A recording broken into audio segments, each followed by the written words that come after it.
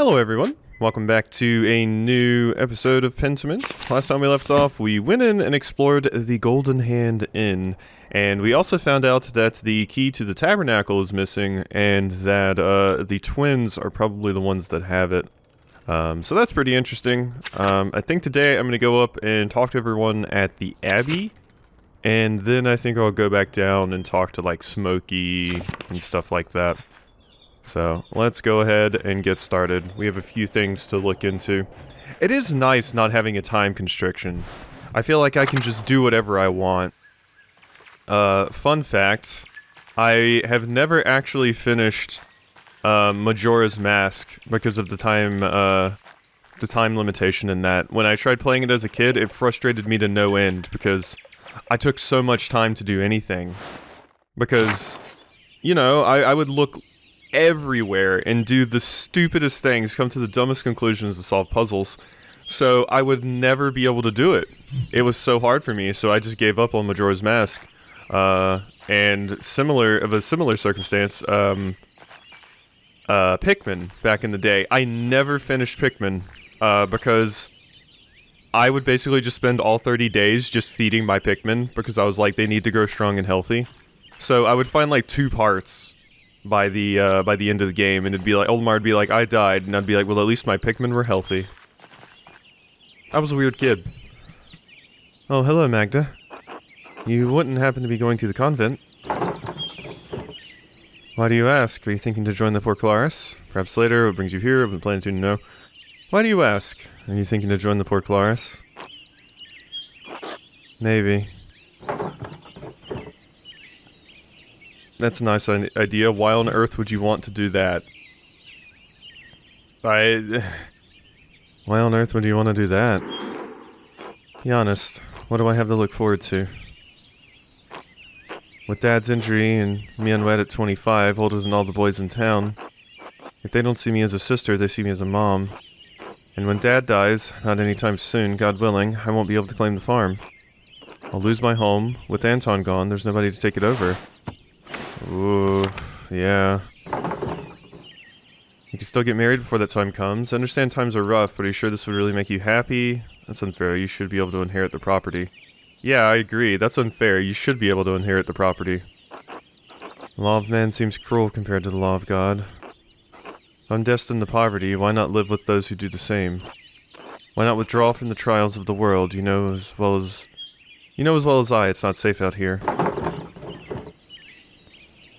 You could do so much more, you just need to be more ambitious. Maybe you're right, I've thought about joining the Order, I don't know what to say, I suppose you should follow your heart. Hiding away behind walls doesn't seem like the right way to live. The Abbey's walls didn't protect it during the revolt. I don't think it's possible to escape sorrow in this life. Only in heaven are we free. Sooner or later, the world comes knocking. With swords. I like to think about things like that. I have enough worries to keep me sleeping as is. Joining the poor Clares is a lifelong commitment. I don't know if I'm ready for that. I don't think you should join the sisters. I don't think you should join the Order. I don't think you should. I don't think you should. I'm not excited for what may happen to you if you do, but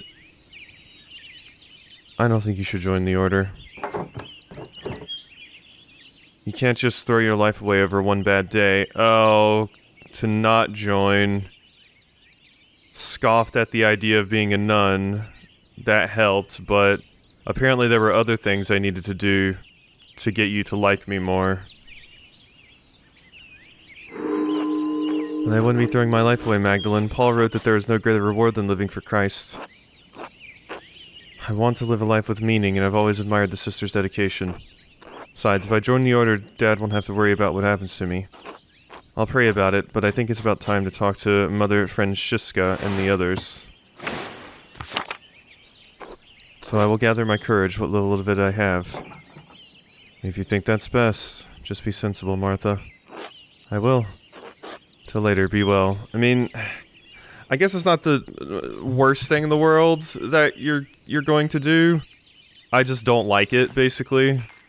But, okay, there must be something else I could have said to, that probably if I had been nicer to you or told you to be ambitious or something, If I told you to be ambitious, maybe, but... I don't know, I was like, I don't want to tell you to be ambitious because I don't want to set you up for failure or something, but I suppose I should have told you to be ambitious. Yeah, that probably would have helped me out there. Alright, the shrine, really quickly. Nobody in here. Hey, St. Moritz, how are you? Hope you're doing well.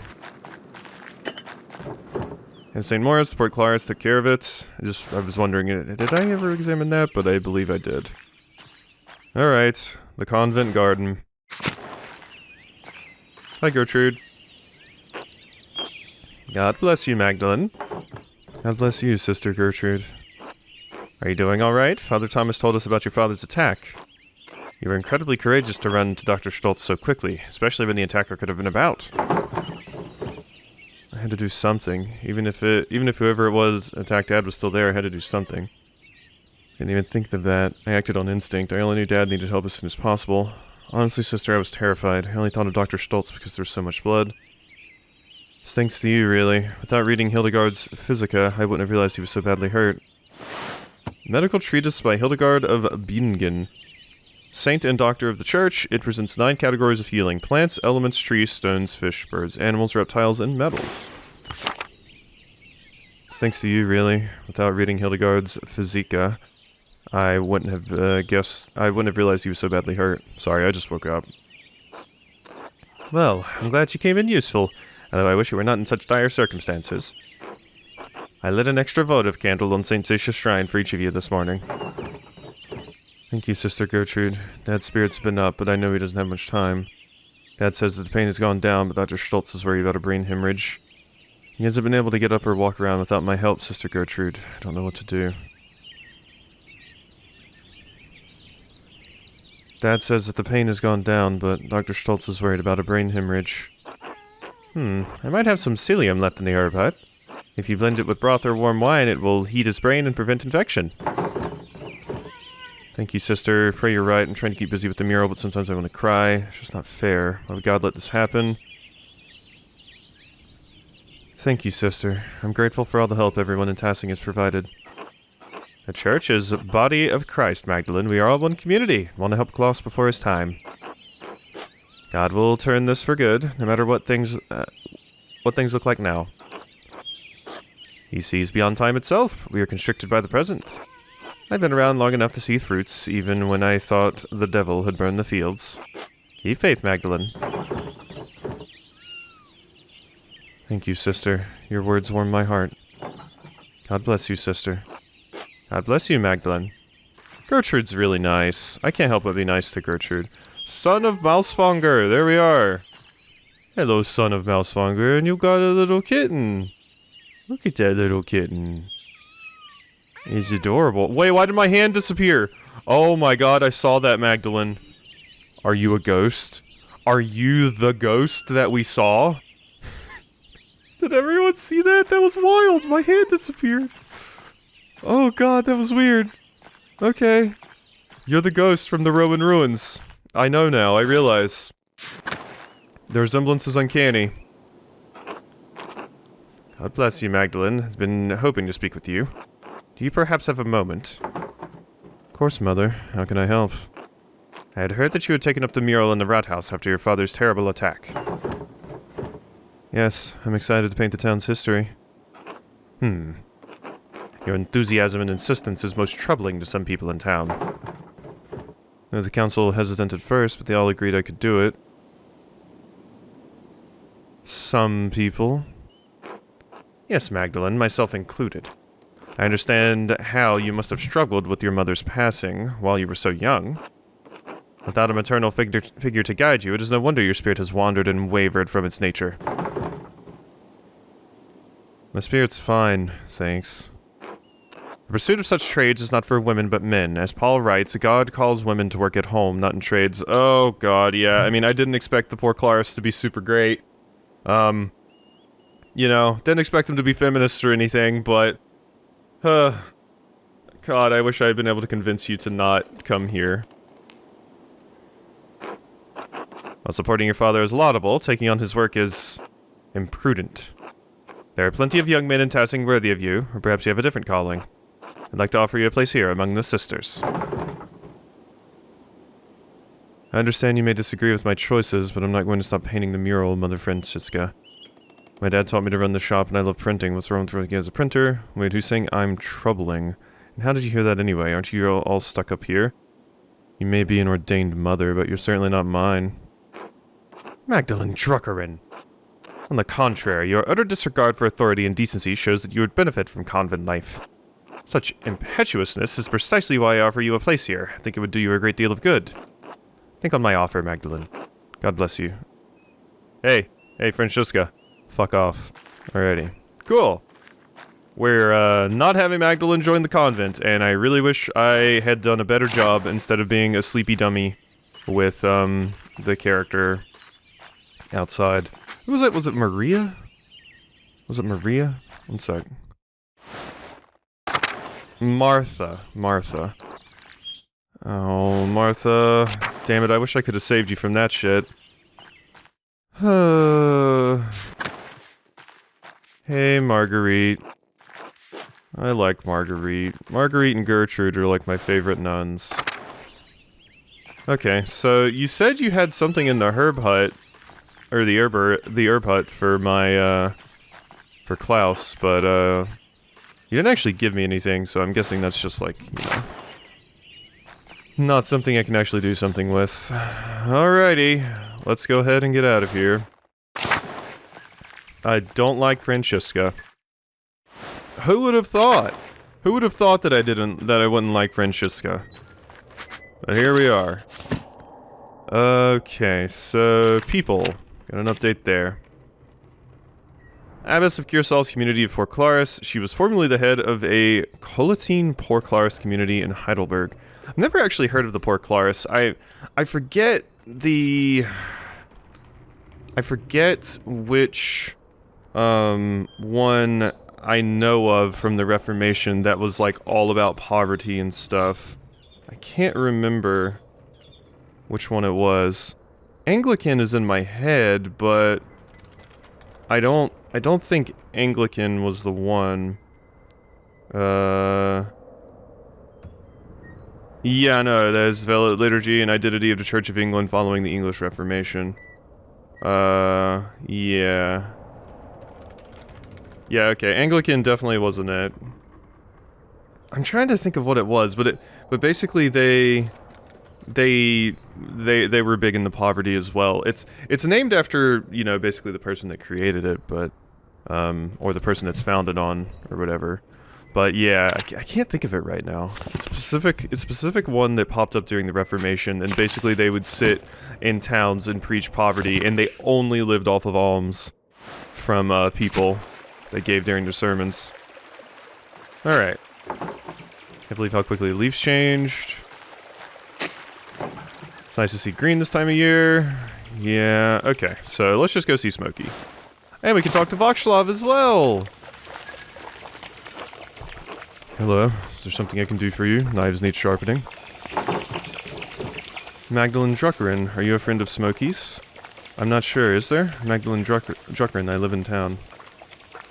Magdalene Druckerin, are you a friend of Smokey's? I'd like to think so. I'm Václav. I'm a tinker. Travel around and help people out with sharpening knives, little things like that. Druckerin, are you a printer's daughter? My father and I are both printers. Do you sample the wares much? As often as I can. Václav, don't. You're going to get in trouble again. Trouble? From me? No, not you, Mr. Druckerin. This one can't help but talk to people about all the strange things he believes. He reads all sorts of books, talks to odd folks, gets ideas brewing in his head. Now that doesn't bother old Smokey none. Bothers some other people a whole lot. Doesn't bother me any. If it doesn't bother you and it doesn't bother old Smokey, sounds like there's nothing to worry about. Fine, you get run out of here again, don't blame me. That's what you got run out of. Okay. Okay, so that's why you had to leave before. Again? Do I want to know what happened? A long time ago I got into an argument with some people in town. They told Father Thomas. To his credit, he told them to let it go, but somehow an inquisitor found out. Anyway, I had to leave for a while. So, books, strange ideas. Yes, the host, the Eucharist, the bread and wine, body and blood of Christ. Holy Communion, what about it? More and more people are writing about rejecting transubstantiation. The idea that the bread and wine of the Eucharist literally becomes the body and blood of Christ. Here we go. Martin Luther's written about it, I know that. Erasmus disagreed. Erasmus of Rotterdam, a Dutch priest and philosopher who is preeminent among northern humanists, and is known for his work in Latin and Greek as well as his calls for reform within the church. Martin Luther's written about it, I know that. Erasmus disagreed. Oh yes, Luther and Erasmus aside, people have been thinking about this for a while. Both Wycliffe and Hughes rejected transubstantiation for sound and logical reasons. Using our eyes, our senses, there's nothing perceptible that changes in the character of the bread and wine. Doesn't mean it hasn't actually changed. Must our senses necessarily encompass all of God's miracles for them to be real? I suppose that's true. Good. There's also a second point. Even if the bread and wine turn to Christ's body and blood, why is that necessary for spiritual communion? We are bound by flesh, attempting to reunite with the light of God through the Eucharist. The act, the observance, unites our will with that of Christ. Oh god, a hiccup. He is present in us through the remembrance, not the physical act. Are you following this, Smokey? Isn't that heresy? So what does that matter? Are you saying we shouldn't take communion? Even Martin Luther said the presence of Christ's physical body and blood was necessary to communion. So what does that matter? Are you saying we shouldn't take communion? No, there's nothing wrong with taking communion as a rite or act. But if you accept what I'm saying, there are other things I'd like to discuss. Not listening to any of this. Are you ready to hear why it's important to disbelieve in transubstantiation? Sure, why not? This is very interesting to me. This is incredibly interesting to me. I'll admit I hoped for some more enthusiasm regarding the fate of our souls, but alright. This all starts with Lucifer creating the world. Uh-huh.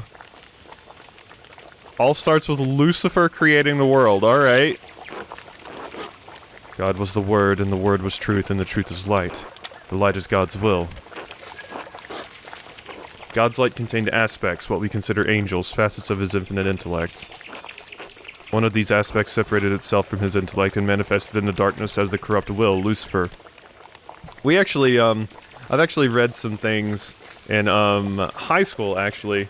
One of my English professors had us read a thing that basically argued that Lucifer wasn't that bad. And, you know, can understand where it's coming from. The idea that, Lucifer had a disagreement and separated, but maybe got a bad rap for it or something. You know, I'm interested in that kind of stuff, Doxlov. You know, I'm interested in learning about Lucifer.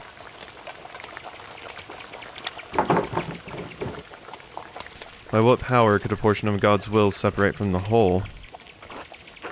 The will moved itself. God's intellect, being infinite, also contained the capacity to transcend the infinite. To exist outside of the boundaries of infinite light, God's infinite light, the corrupt will brought into being an equally infinite darkness. Within that darkness, Lucifer cast his false light, a corrupted imitation of the divine intellect to create the world. I see. I'm following you, Voxlov. All material in our world is inherently a corrupted manifestation of that false light. We still have a connection to God through our intellect, but it is flawed by existing in our physical bodies. So Genesis was wrong. Was Jesus flawed by being born a man even though he was born a virgin? But you still believe he can be redeemed through Christ? Alright, now I've definitely heard enough. This is interesting. This is interesting because I imagine this actually has historical context to place this in. I'm imagining there was a sect around the Reformation that actually believed that Lucifer created the world and that all of our world was filled with this dark light made by Lucifer. It's interesting because, yeah, I'm sure they wouldn't just throw this in for no reason. There's got to be context for this. So Genesis is wrong? There are many stories of creation, many versions even of Genesis. Why is it you believe yours is the correct one? This is true. This is absolutely true. You believe the one your church has given you. Maybe if you were given another, you would have believed that instead. Was Jesus flawed by being born a man, even though he was born of a virgin? We still believe we can be redeemed through Christ. We still believe we can be redeemed through Christ, right? Well, of course. Finally, some sense. But not in the way that you think. Of course not. The way to be redeemed is to reunite our will with God's. How do we do that? Regular prayer, abstention from material desires, sublimation and elimination of want. That just sounds like being a monk. No, priests and monks both are corrupt agents of the business of the church. We got a church conspiracy theorist. They have taken the simplicity of holy devotion and profaned it with pageantry. Fair. The saints, too. All this talk of Moritz and Stacia and miracles, they're just stories. The church has led people astray, put the hope of people into meaningless rituals, faith, and relics. Yeah, I mean, you're talking some sense here. I do distinctly remember a sect of Christianity that popped up during the Reformation, and the idea of people not needing to actually go physically into church and have someone speak to them in Latin. The idea, and this was pretty revolutionary for the time, that you could sit at home with your Bible and still connect spiritually with God alone. You could read the Bible yourself, and of course this was tied to Martin Luther and Bibles being available in the vernacular and stuff like that. But it's an interesting idea. The Reformation is such an interesting time period because you see all of these wild ideas about Christianity coming out. It's so cool. And it also, you know, a lot of the current sects of Christianity, although they have morphed over the years, kind of started at this particular time as well. Church has led people astray, put the hope of people in meaningless rituals, faith, and relics. I believe so. I believe that Father Thomas preaches the true gospel. We don't know that, Magdalene. It's just like Voxlov said. That's just the one we've been told. See why you don't go into town much? You have some interesting ideas, Voxlov. Glad you think so. I spent a lifetime thinking about them. Anyway, thank you for indulging me, Magdalene. It was illuminating. Until later. Until then. That actually was incredibly interesting. My god, I'm so happy I decided to do that. That's very specifically interesting to me and like a small subset of people, but that's incredibly interesting. Yeah, there's gotta be an offshoot of Christianity that popped up, because there were some wild ones. I think I've mentioned it before, but I remember during the Reformation there was specifically a sect of Christianity that were nudists. And I think the ones that were nudists were the same ones that went around claiming that they were all Jesus Christ reincarnated. Basically, Jesus Christ is in all of us, and they would walk around saying they were Jesus Christ. Very, very interesting stuff.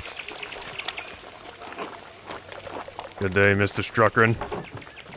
Told you, Smokey. Call me Magdalene. Old habits, I suppose. What bring you to my corner of the woods? More gossip? Yes, actually, but first, I wanted to ask you about the old salt mines. On the ancient gossip, I was wondering if you knew anything about the old pagan and... Curious to know, I'm looking for a way to get into the salt mines.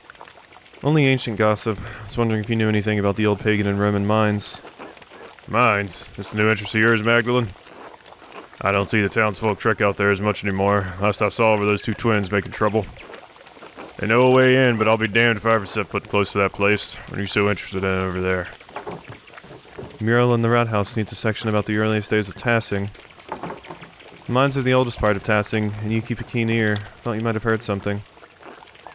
I don't know about getting down into the mines, but I do know a fair few stories about them, and the other Roman ruins around here. The old stories my father used to tell me when he was the burner of Tassing.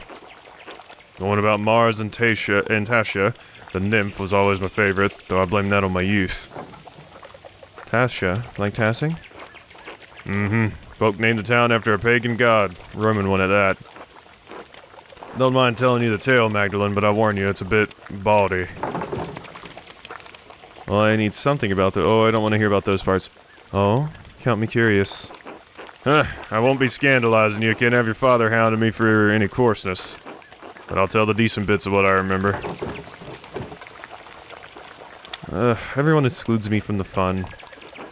You'll have your fun in time, Magdalene. You just wait and see. Alright. So what's the story? The legend says that Mars was hunting in these woods and spied a fat boar for the taking. He just pulled back his spear when he heard a woman scream in terror. Of course, the creature ran off and the god was angry at the loss of his quarry. Then we tramped through the woods to see why a woman was in the forest and not in local town. Why would a god be hunting in Tassing's forest? How should I know? Maybe you just wanted a brisk walk.